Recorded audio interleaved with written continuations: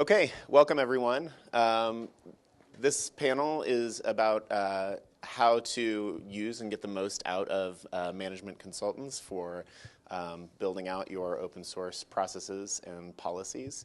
We have on our panel three consultants from three separate consulting outfits, and I think that they represent sort of a range of the sort of sizes and shapes of consultancies that you might work with.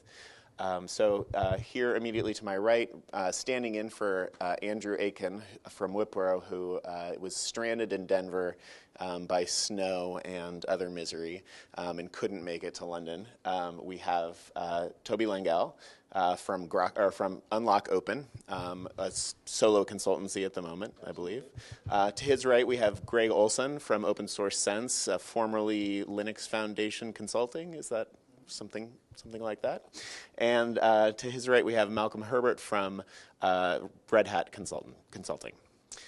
So I think we're going to first have each of the panelists give a short introduction to themselves and into their consulting practices, and then I'm going to moderate, but from the moment they finish with their introductions, this is open to the audience for your questions. I know that in most of the sessions throughout this week, you've had relatively little opportunity for Q&A, and so you should consider this fully open to your participation throughout. So without further introduction, I will pass the mic to Tobie. Well, hello, everyone.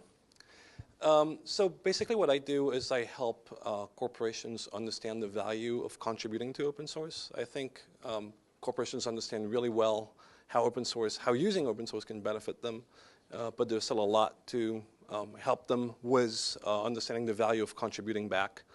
And yeah, so that's my main focus right now. And I should say, Tobie has to leave a few minutes before the end of the session in order to catch a flight home. Hi, I'm Greg Olson, and I'm one of the principals at Open Source Sense. We're a specialized consultancy that focuses on the intersection of open source software and business. Our team has been at this for a little more than 12 years now in a number of different contexts. Originally, we were a specialized consultancy called Alliance Group out of Silicon Valley. We were purchased, snapped up by Black Duck Software in order to bolster the use of their products to manage open source. As Black Duck moved into the security space, we migrated our consultancy to the Linux Foundation, and now we're an independent group. We still do a lot of work with them, but it was not reasonable for us to be incorporated under the same umbrella due to non-disclosure agreements of all things. We have done a lot of work in the area of open source strategies, which is how do you use open source to the advantage of your business. And that includes strategies to use open source to establish new standards, strategies to establish a capability in the market for less cost than the typical commercial ways, approaches to gain advantage in a market that's already dominated by big players. These are some of the typical ways that open source can be used to do this. The other thing that we do is open source management, and that is typically around policy and process and implementation planning for those processes. In other words, the nuts and bolts of getting a return on investment and getting it safely within your organization. At this point, we've worked with quite a bit over 300 companies. In financial services, we have done open source management programs for Deutsche Bank, Citigroup, UBS,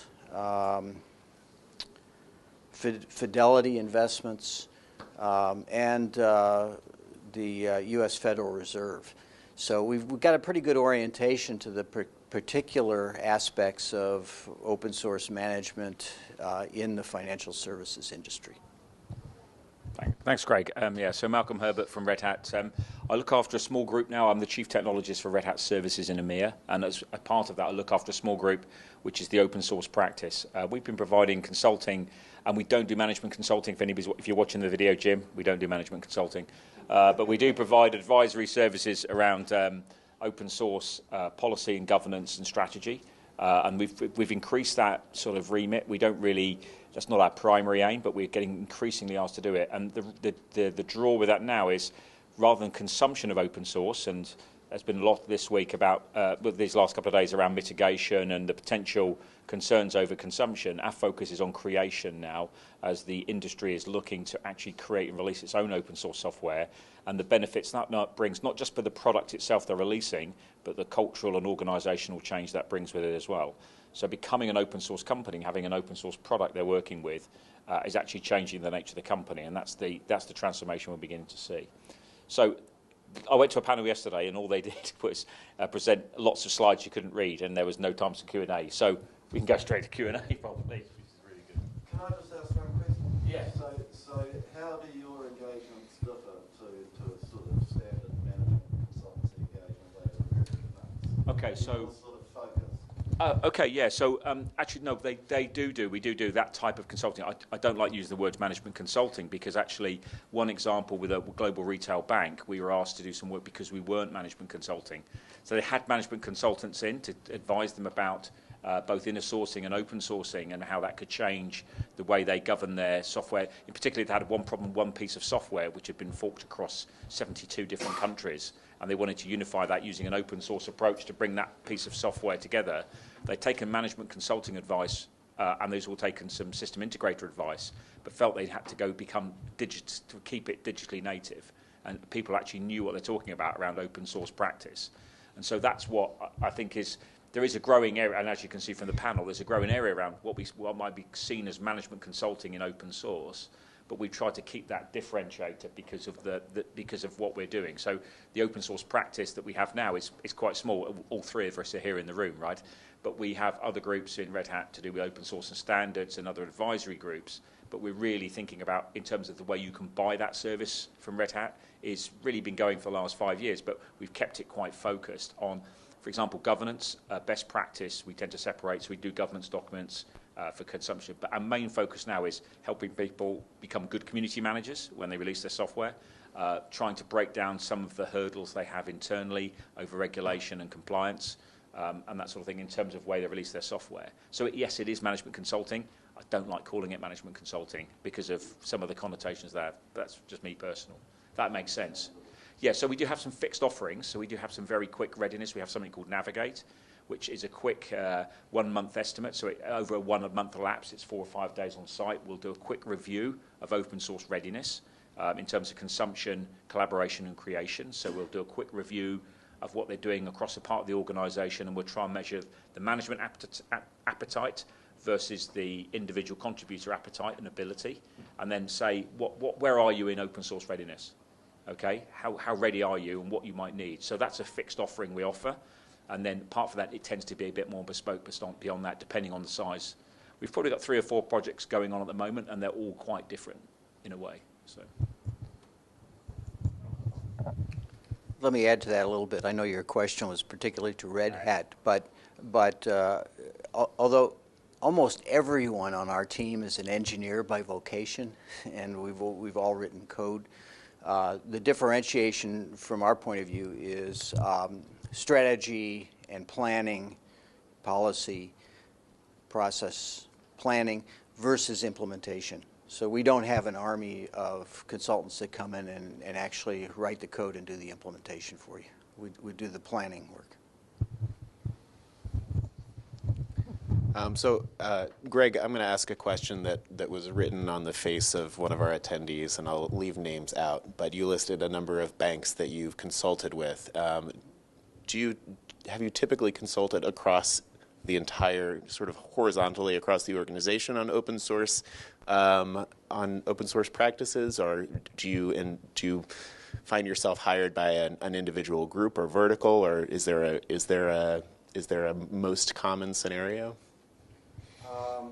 Well, Not just with financial services, but in general, this depends upon the structure and design of the organization. So some organizations are very decentralized, and so each business unit, for instance, in a diversified corporation, may have great independence with regard to their open source. It is slightly more common that we will work for typically Office of the CTO or some other overall governing unit around things like policy and process, or perhaps an inner source type of focus to use the tools of open source to facilitate code sharing within a company. Those are usually done from a central aspect. If it's more about, say, a particular product initiative or using open source within a particular market, then it would more often be done with a divisional perspective with one of the groups responsible for that. Yeah, if I may add to that, what I see in my practice is it tends to depend on how technical the companies I work with are from the start. So basically, the more technical they already are, the more aware of these issues they already are, the easier it is for me to work at lower levels, always like specific organizations or groups within the company. And when it's not, well, the lesser they are, basically the higher up you have to go to explain the benefits. Thank you. Do we have any questions from the audience before we go forward? Okay. I guess one thing that I'm interested in your perspective on is what do your customers come to you with most often, saying that they want, and are they usually right that that's what they need? Or do you find that there is some sort of coaching on this is actually the question that you're asking, or should be? Yeah, I can start with it. Yeah, Phil. Actually, the recent questions being asked vary a bit. A lot of them is that we've got this product and we want to open source it, and we think there's a benefit. And so we go through the why question. Why should we open source it? Is there a business justification for open sourcing it? And they either want an internal support paper or document or evidence to support their open source business case. And we're working on a couple of those at the moment, and they're quite interesting because what they saw as clear cut has become slightly problematic. And one of the things, coming back to the management consulting question, it's really interesting because actually one of this thing tends to open is actually the nature of the company you're working for. Now, is a bank or an IT company? So when they start talking about open sourcing software, they're going to create a community release. They're going to look into other people to use the software. Therefore, it might need an enterprise version of that release. Who's going to provide the support, maintenance, and management for that enterprise release of the open source software? Is it the bank themselves, or they're going to have to find somebody else to do it? So there's lots of things it exposes in the nature of the wider discussion about the nature of the business of the organisation you're talking to. Are you a bank? Are you an IT company? So that's really, you get into when you start talking about some of the open source, who's paying for it? For example, if you're talking to a government agency, do taxpayers want to pay for software that's given away to somebody who's not paying tax, right? For example, as a government policy. And we've got one of those at the moment, which is really, do the Swiss paying taxpayers in Switzerland want to fund software that might be used by Germans on a day-to-day basis, right? And so there's some political issues that sometimes come into that as well. So there's the why statement, and then once the why is done, it's the how, the practicality, which, coming to Greg's point about some of the technical side of the implementation, these guys know how to code. Some of their code is also, one of the other drivers for doing open source is their code is probably not open sourceable or even digitally transformed in any way. So the open sourcing is aligned to some form of refactoring, redesign, or rewrite of the code they're working on. So, we've got one customer who's got 7 million lines of PL1 and Java and stuff as their code that they want to open source. Now, it's not going to solve the problem of them transforming it because nobody's going to contribute to a project on that basis. But they're going to start to modularize and do design and get people on board as they do the rewrite. So they've worked out the way they do that tooling. So it's a different way of thinking. So, yeah, so it's the why, the how. The doing it, yes, I think that's got to be the organisation or the community that's created. And we're sort of helping people, right, being open source is more than the licence, okay? And that's all that mitigation and evidence that comes from that. Yeah. Right at the start, your comment about bank or technology company. Yeah. I can't think of a bank at the moment that's not saying, oh, we need to become a technology Right. company. Right. I I'm in a bank where we need to focus on initial baby steps, really, and been trying for about 3 years, to be fair. But there's something sort of behind what you're saying, and I think what the Goldman Sachs guys were saying, is that actually once you're sort of properly engaged on the open source journey, it is a driver of transformation. Right. In the way the company understands itself, understands development. Yeah, so I think you can't be, I would say this, right, because where do I work? But you can't do digital transformation without being open source, I don't think. Because it's the cultural change and the organisation change that goes with it, and that cultural change. Gareth from Goldman this morning mentioned this idea of this culture clash, right, of people, of what might happen, and that culture clash you see in, it's like I'm not going to say mode 1, mode 2. I'm not going to give them credit for it, but the idea that this change of old to the new, that's also driven. That's the open source way. So it's more than just that open source available. I think the only way you can do digital transformation is partly changing the tooling, but changing the mindset and the way of working. And you have to be open source. You can't have all these hurdles in the way for commits and changes, because you just won't be working quick enough or changing the way you work. Great pitch for senior management. Can I add? There will be video. I think that this idea that open source and contributing to open source and having an open source culture works together with digital transformation is critical. And I think actually that a lot of companies today that are at the beginning of that digital transformation are in an interesting position where they can sort of leapfrog a lot of the technology that the existing tech companies have and directly go into to be directly open source. So really avoid this whole past way of doing things in tech, and just move ahead with the idea of open source going hand in hand with digital transformation. Back to your original question is what starts a call for help at an organization, and it's usually some particular point of pain or awareness of missed opportunity. Somebody realizes that something is important to change. Now, this can be more a point of pain, like for instance an audit that says, oh, we're using all this code from outside the company, we don't know what it is or where it's being used, and there are security vulnerabilities appearing in it, right? Well, that's right. In other words, so it's the out of control alarm. Often instigates some work to understand how the company's using open source and to understand best practices for managing it efficiently. Another one is cost savings.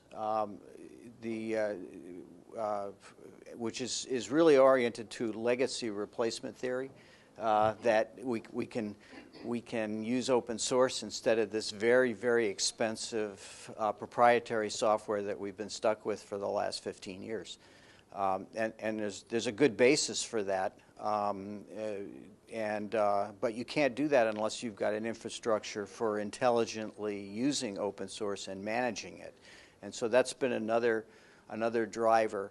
Another one that's interesting is being able to share software or interoperate between different divisions of a large organization.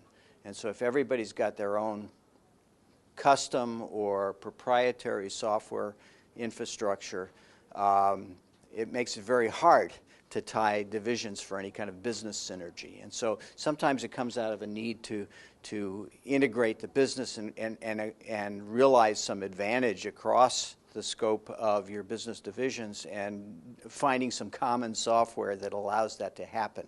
That often will instigate interest and an imperative to use open source software. So those are 3 examples at least. Just two quick examples of that. One of the things, so I work mostly with tech companies, and I sort of tend to see 2 kinds of reasons companies come to me. The first one is smaller companies that envision the software that they want to sell and wonder if they can actually have an open source business model around it. So that's a common one, probably not going to speak much to the financial sector, maybe to fintech to some extent. The other one is more around, I'm going to say community management, but more how reception by the community. And so find the right tone, find the right tactics to make a project successful, an open source project successful in the outside world. Okay, so if all financial services firms think they need to become technology companies, what is the difference that you've seen between working for a technology company and working for a bank? What are the particular challenges working for a financial services institution, and what, if anything, is easier? Yeah, I'll start with go down this way. Quite quick, actually. I think I'm not convinced of the premise that all banks or financial services companies see themselves as tech companies. I think that Seeing themselves as wanting to become. so well. I've had conversations where they feel that they've gone too far, actually, and they need to step back, and they've got to look at that. So yes, they need to be technology savvy, but will they do? Are they going to be a bank? Are they going to be an IT company? They're going to be more technology focused, for sure. But the problem they have is that they're still saying no, our core business is still making money from banks. I had a conversation here last night where with somebody where they're saying if they're making as much money for the IT services they now sell internally and to third parties using their product and platform, which isn't open source, than they are making from actually using the technology to make money. I don't think they actually mean selling products. Actually. Yeah, but you know what I mean? It's a Yeah. slogan to say, we have to become a tech company or fintech's going to eat our lunch. I can't tell you how often I hear it. Right. Well, in this case, it was an interesting conversation. So the point is, and that we'll have a follow-up conversation with them, is which way they think. And you put it simply, is the CIO or the CTO in fact the CEO, or not? Right. And we got to that level of conversation. Is that the person who's driving policy? Is IT now driving policy in terms of product and offerings and the position of the business? And yeah, and that's the weird thing about some of the open source stuff that we're doing, which isn't management consulting. It is getting down to that level of conversation, which is for Red Hat, this $34 billion company, whatever you want to call it. This small company, of 10,000 people or whatever, which is a tech company, to have that level of conversation is all been driven by open source. It just shows that open source is important in that strategy as well, because we're now having those conversations. And we actually make, to some extent, surprise, surprise, we're making a fairly valuable contribution to it, which is quite surprising, because it's not just purely a tactical play. So that's the interesting thing about the open source conversation. So that's it. So yes, but that must mean that they are becoming a technology company to have that conversation, because I don't know much about banking. I have to agree that this is a bit of it's a good slogan, but the reality is that your business is about delivering some kind of value to a market in return for profits, right?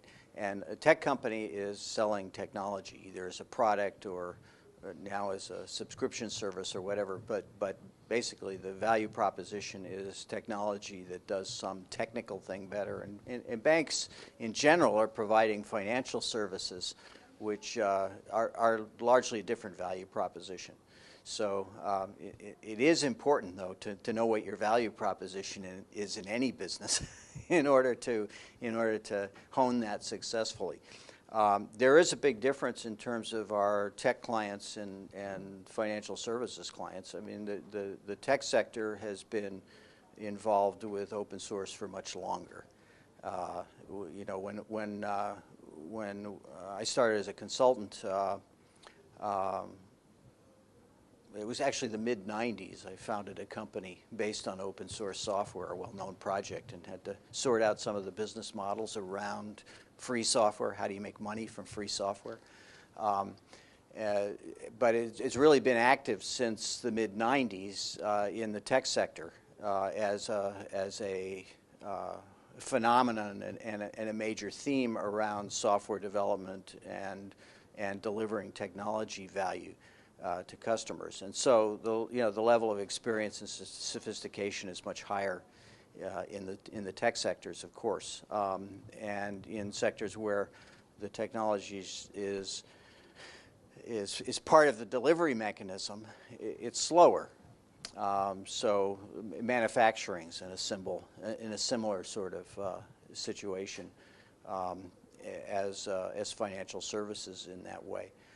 On the other hand, one of the things that has most strongly driven open source is that when you have software that needs to talk to other software, being able to look at the code on both sides of that conversation is a huge advantage. Well, that's why the internet was built on open source. But today, almost all software has to talk to other software. And so we're seeing that open source has this compelling advantage in all kinds of systems as a result. And so anybody that's implementing technology systems that are networked and talk to other systems and other applications are finding open source to be a compelling need in their business. I might actually disagree with the need open source. And one thing we've seen recently is that actually when we're talking to financial services companies, their product that they're offering is further up the stack. So the further down the technology stack, the more general purpose it might be, the more reuse and more common interest among other companies would be. So we've had financial services companies with fairly niche product, let's say with insurance underwriting software, for example. Now, there's no off-the-shelf product, funnily enough, in the insurance industry that covers that. There's bits and pieces and tooling. So is there a business benefit to try and release something which is always going to have a limited interest? You've got to be a fairly large insurance company with a big underwriting portfolio. Is there really benefit in open sourcing when you've got no individual contributor interest? You've only got commercial interest. Is there really interest? So, and this is a big debate, I guess, for FINOS as well, because we're talking to this corporate discussion. It's very different where open source started with individual contributors scratching an itch of the masses, sitting in bedrooms and small offices and sheds in Santiago, Chile, around the world, right? But now we're talking about sharing between big corporates, and so the thing has changed. So the benefit of open sourcing between something up the stack, at the top of the stack, which might have a specific point against another, like two insurance companies sharing their thing to share code, don't get me wrong, I think they are, but it's not so clear cut about that benefit of being open source and that collaboration. Utility stuff, generic utility stuff that's interesting and useful, but not actually financial specific. Right. So one area for us is interesting, and I don't know, financial services is great, really interesting, but I'm also quite interested in trains, okay? Like all people of my generation. And actually things like a train transport is quite interesting because of things like shared services, shared interaction with hardware. Air traffic control is a good example as well, of where you could see open source benefits to drive open standards and therefore the relationship with the vendors. We're relieving Tobie. Tobie, go to enjoy. Thanks, Tobie. But so, yeah, in financial service, there are areas, I think, and the models we're beginning to see are not so clear-cut, but they are interesting, and I think they make sense for open source. But for different reasons, maybe, than you might have open-sourced a web server or a web engine in the past, which is a generic tool, something like the underwriting software, there'd be different motivations for open sourcing it. So the why question is different, and the business question is different. And actually, there's usually a commercial model they're trying to achieve. So actually, the type of commercial open source model you might have, what Tobie was talking about, his work with the tech companies, an awful lot of open core models in startup tech companies, which actually I don't think would work in a financial services organisation. There'd be no benefit for them doing that if they're not primarily looking to generate revenue from the software itself, because they're still a bank. Yeah, it's true. Not everything should be going to open source. Yesterday, when I talked about approaches for mission-critical open source, I talked about differentiation analysis. So you're going to have some things in your portfolio, software portfolio, that provide unique value, and you don't want to give them all away, right? The thing is, there are also components that are less expensive to maintain for your company if they're shared resources, and those are the ones that are good candidates. So they do tend to be the underpinnings, right, as opposed to the higher level application value. I mean, certainly nobody else is going to be interested in your particular user interface to your customers to paint a really extreme examples. So it is important as a company develops its strategy and approach to open source to have in that model for managing it an explicit way to decide which things are proprietary value and that you need to keep, and which things you'll save money from if you use them in a shared capacity of open source. Yeah, Jeff. I think one of the classic issues when consultants come in is that the company's not ready to listen to what they're advising or what they're saying. What can companies do to better, take the advice you're getting, or what would be a good test to say we're ready for bringing in your services before we do that? So to repeat for the camera, the question is, companies are often not quite ready to hear the advice that they're asking for. What can they do to better prepare themselves to be ready to take advantage? And that's a really good point. That Red Hat has provided a lot of advice, and you usually come back off exec meetings or top-level exec meetings with organisations. And the one reason we have this open source practice now is because we've tried to put that onto partly on a billable footing. They tend to listen more when they're paying. That's a simple thing. I know it sounds silly, but it's actually true of what we do across the board. So the other thing, we have this readiness assessment. So we have this open source maturity assessment model, this Navigate offering. We can do very quickly, but it's got a prerequisite. We've got a list of people we'd like to speak to. We've got a series of workshops. It's predefined. Now, we don't use it just for open source. We use it some of our digital transformation, container adoption journey stuff as well.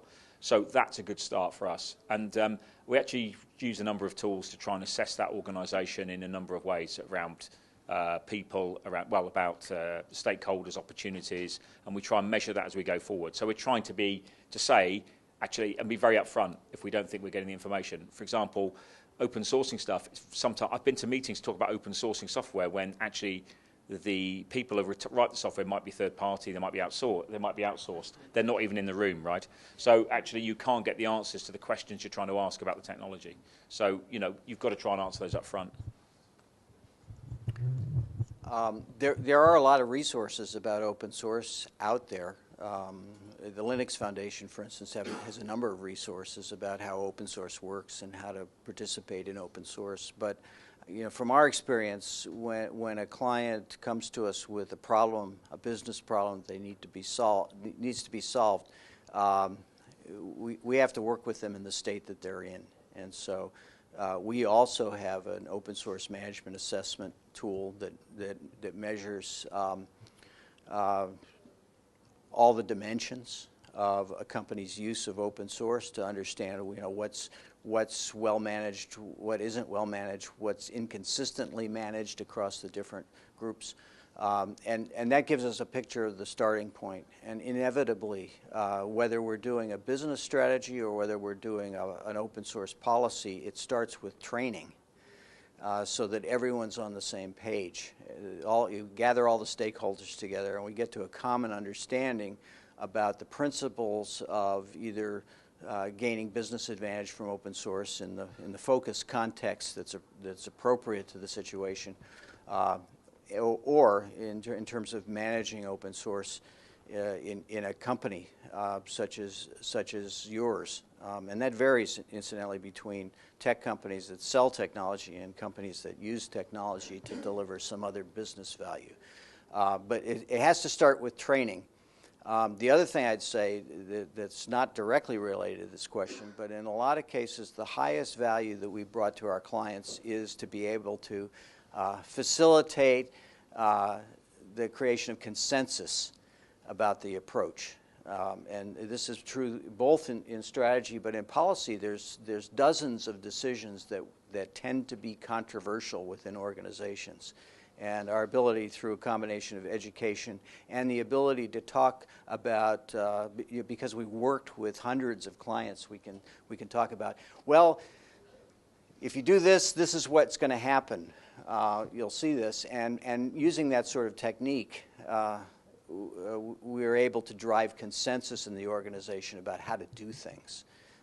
And that's key. Because you can get a policy written, but if it isn't agreed, it probably won't get followed, for instance. So one second, Greg mentioned resources, and I just wanted to insert a little plug for a resource that we actually published concurrently with the conference. Meaning FINOS, put together a white paper with Red Hat. Thank you, Leslie Hawthorne, for co-writing it with us, as well as our panelist in absentia, Andrew Aiken from Wipro. There it is, the benefits and business value of open source. It's intended to be a sort of an executive level discussion of the benefits that you'll get from open source that you can take to your management in IT and in business to help explain without getting too in the weeds what the benefits they'll see are. And since you both mentioned that you each have assessments of open source readiness, and since we are working on one of those ourselves, I will say, without putting either of you on the spot, maybe let's work together to unify those efforts. Oh, wonderful. All right. Put me on the spot. Okay, yeah, we have another question. Yes, I was wondering, with the trend in sort of from bare metal to virtualization to containers, public cloud, that financial services customers are on, or financial services firms are on, has that changed any of the possibilities or challenges of being a creator in the open source community? You know, has it lowered barriers? Has it raised barriers? Does it fundamentally change how to participate in open source in any way, or is it not related? So the question is the movement in financial services to public cloud having any effect on and containers having any effect on movements toward open source as well? I think, well, I can go first. Greg, sorry. I think we're having discussions with people who are struggling with that digital transformation and move to container platform or cloud. And as part of that discussion, as I mentioned earlier, they're having to change the culture and the way they work and what they're doing. So actually adopting open source, not to make the product open source, but the working methods to react and develop in the right way is the key thing. So that's why I think we're having a renewed level of interest. We're building a lot of container platforms for people, and then we're watching them move workloads onto public cloud or onto on-premise container platform, and they're having to look not just at the code and the rewrite or the replatforming, but also the way that's worked, and they're looking at the open source way of working to do it. So I think absolutely, as I said, to make that to be the most effective way of doing it is to take on an open source approach of doing it.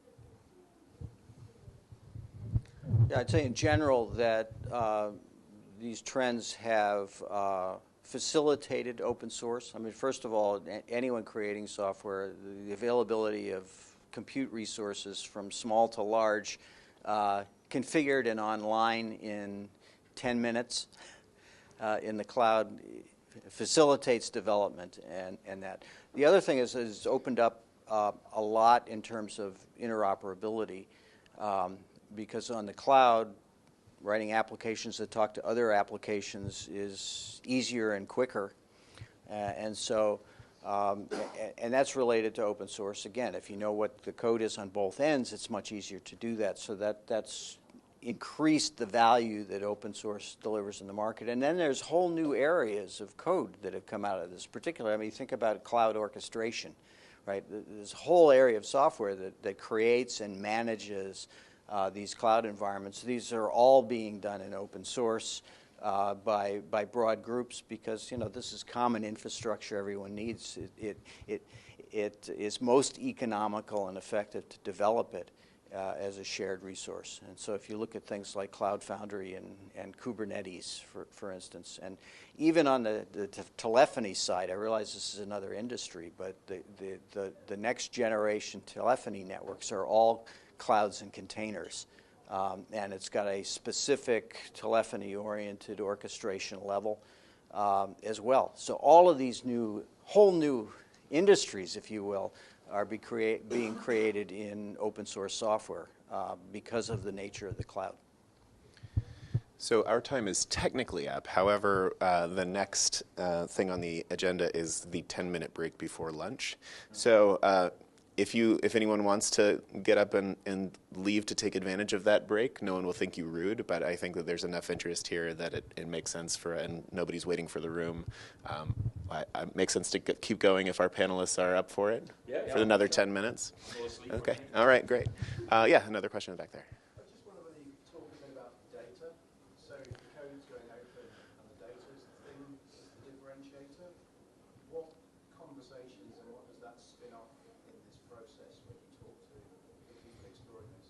So if someone's looking to open source some software where the actual differentiator for their product is their data, what conversations do you have with your customers around that? You want? I don't mind. Just go first this time. I don't feel. Yeah, like okay. I'm always taking the going first. So this is a hard question, Chris. Thanks. Yeah, open source and open data are very much different domains, certainly. And to be honest with you, open source is much more mature in our society. I think that we've got a huge problem about data and control of the data, and all the way down to the level of personal data and ownership and who gets to capitalize on it. And as a society, we are not mature in figuring out what are even the concepts for managing this, much less the technical mechanisms for doing that in terms of bits of implementation, but also laws that specify what those dimensions for management are. So, very often in the open source world, with say companies building things that they open source the code, but the value's in the data. Usually the data is reserved as their proprietary interest, and that's the thing that they can get subscriptions for, right? And so it's actually critical to the data model in many of those cases. It's actually one of the open source business models that let you make money on free software. So how does that belong? Well, I don't think you want to say that's bad or it doesn't work, because in fact, in those cases, typically the maintenance of the data is a very expensive process, and that's why it has so much value. So somebody's got to pay for it. I guess the open banking stories sort of step in that direction. Establish an ecosystem where we can access the data and leverage. Yeah, I think that's an interesting one, actually. A good point. And we've done some work on haven't done much around data itself. And for example, we did some discussion in South Africa. They've done some stuff around the debit check stuff, so for direct debit authorization. And some of those implementations have been done. Unfortunately, they're not pure open source implementation, but a lot of talk about that data, because that common data pool for debit check, there's massive debit fraud or prevention and stuff, and it's actually quite and we had we managed to get 4 of the main players in the room to talk about it and talk about that data and that interaction. But unfortunately, we haven't done as much as I'd like in that area. I'd love to do more around open source stuff. We did something with the Arts Council of England once about open sourcing art, and this is years ago. Richard Stallman spoke at the event and actually made the event made the papers the following day, because he actually brained mad cow disease on proprietary software. It made so he actually the event was meant to be talking about art and pictures, but it was great. So he actually we did make the sort of page 2 of the Telegraph as a result of his comment. It was absolutely spot on. So in a way, I'd like to do more stuff around that sort of area. And there's a lot, actually, if you look at it recently, there's a lot of renewed interest of data, especially for journalism. You've probably seen some of these open source investigations where they've proved some Cameroonian soldier cases, the one that's kicking around with the death of some guys in Cameroon. And they use the evidence and open source data like Google Earth data and everything else to actually work out the location. They then used other information from passport control to work out who the perpetrators might be and other things like that. And so, yeah, correct. Yeah, you got it. And so I think that's a really interesting area, because obviously, and of course, the adage could be, and we've always said, to have an open standard, you've got to have open source, and to be open source, you have to have an open standard. You could argue that might also now put data in that mix as well. And of course, if anybody's releasing, and we have had a conversation this morning, and about you need a good data set. If you've got a bit of open source software, you need a good data set to validate that software. The rule is, if you have a project, and we had a conversation with a financial services company, we're going to release this out to the industry. And I said, well, if people can't go to GitHub and get it working in an hour, you failed. And they have to have it working with meaningful data that generates pretty pictures. So you're going to have to also open source or put in there a set of data to make that work, so people get the full functional understanding. You can't say, you need to go and now find 1,000 data sets to chuck in there. You're going to have to give them to them so they've got a full functional thing in an hour.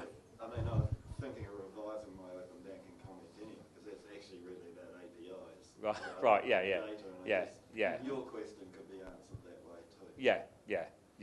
So yeah, that's an interesting point about the APIs. Yeah, yeah. I can feel lunch is beckoning. Yeah. I don't know. Sorry. It's nearly there. So real quickly, or I'll try and make it quick. Depending on the project, when someone is thinking of hiring a consultant, they might also be thinking about hiring someone to their staff. They might be thinking about hiring a lawyer or hiring, I don't know. There are any number of ways to sort of approach a desire to engage more deeply in open source. When should those in the room be thinking about hiring you over anyone else, any other resource they might want to take on for the job, and why specifically your consultancy versus, say, Deloitte or whoever else in the world? Just jump in from the customer perspective. Please. So at a previous company, I had to help the organization work through the process of becoming open source ready and architecting an open source strategy. And I will just say, regardless of whom you hire, it is so much easier to get through the process if you bring in and help as early as possible, because people tend to get very fixated on the ideas that they have about what their strategy should be.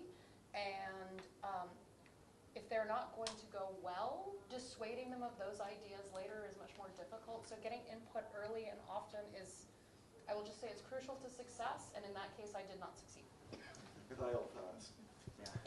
Yes to that. Yeah, my experience is that to be successful, you need, in many cases, both outside help and somebody inside that's going to be knowledgeable and drive this forward. The value of the outside help in general is the much broader experience. So it's very hard to hire somebody that's done this 100 times before with other companies in other contexts and knows all of the if you do this, this is what's going to happen, reality around open source. It's complicated. There are a lot of different configurations for using open source, a lot of different models, a lot of decisions. And so the idea of creating, for instance, perhaps this is easier to talk about in the context of, say, an open source policy for using and contributing.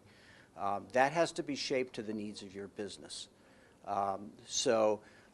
You need both internal and external, and you need continuity of understanding to drive that forward into implementation and through operation for the next period. So the best strategy is to bring in outside help so you can get the broadest possible experience into your decisions, but at the initial part, have an inside resource that's ready to absorb that, understand it, and drive it forward within the organization. I don't think I won't answer the point about which Greg has just touched on, but quickly, you mentioned about whether the management consultings and the system integrator, GSIs and bits are investing in there. They are. Andrew's not here, but obviously he works with Wipro. So they have an open source policy unit and stuff within Wipro. We're aware that some of the other larger organizations and consulting companies are doing that. I think the differentiator from a Red Hat point of view, and why it's not going to be core business, it's never going to be the main part of what we do, or even a large part, but we are digitally native. We're closer to the way of working, and you've got a business model which is pure open source. So that's the experience that we would bring, which you wouldn't necessarily get internally or somewhere else. So that's what we're trying to leverage as a group, is take the way, for example, the threads we see internally between engineers about how, for example, loads of stuff around about approval before you commit upstream. There's a big thread this week internally in Red Hat about approvals and bits and pieces, along with the usual other loads of threads. But that experience and that feedback from developers of how they're thinking and what they see as the barriers is really useful for when I go on site and talk to people having the same challenges. So we're really taking, it's like selling your own, it's sort of what you're doing internally. It's like, at home with the Osborns and stuff, isn't it? You're actually it's like some sort of a reality show where you're actually inviting Red Hat to come in and talk about show how you do it in the organisation, and it's a successful business model. So yeah, we're blatantly basing it on that. So for me, it's actually good fun, and it's relatively straightforward because we've always got examples and we've always got that a lot of the work we're doing at the moment is actually where we have internal sponsors and internal teams now coming to us for ratification and justification for senior management for further investment. That's a lot of projects we have on that basis at the moment, and that's really good to be able to support that. The value proposition being they value what they pay a lot for. So yeah. Well, I think also they also want an independent or a third-party voice. So I agree that, yes, like anything, when you pay for a consultant, it carries a bit more weight. I think in our case, it's that you've gone outside to check it. It could be with us, it could be with Greg, it could be with somebody else.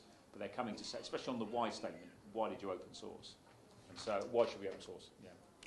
The one other thing I forgot to mention is very often an outsider, a consultant, can help drive consensus in a way that somebody you hire into one piece of the organization can't. You know, some new guy over in this department doesn't have the same ability to walk in as an expert and talk to the corporate counsel or the executive of multiple divisions and sort of corral the opinions towards a consensus. Yeah, exactly. None of those. All right, I'm the guy who's usually standing in the back room going. So I will say thank you to Malcolm Herbert and to Greg Olson, and please join me in thanking them and enjoy your lunch. Thank you very much, Gary.